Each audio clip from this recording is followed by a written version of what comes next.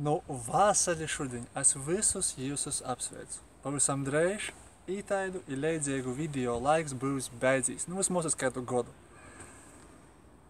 Bet jūsim vēl visiem palikusi viena nedēļa pirms 3. jūņa lielo notikumu.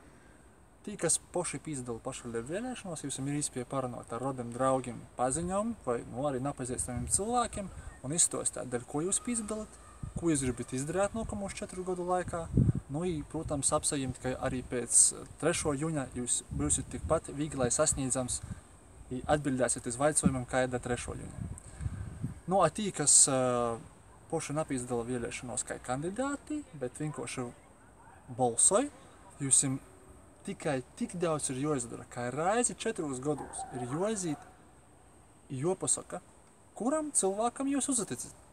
Un 4 gadus, lai strodai, un jūs jām regulāri pavaicojat, ko ir izdarījis, ko nav izdarījis, un ir kāds ieteikums atgūtināt tajām to.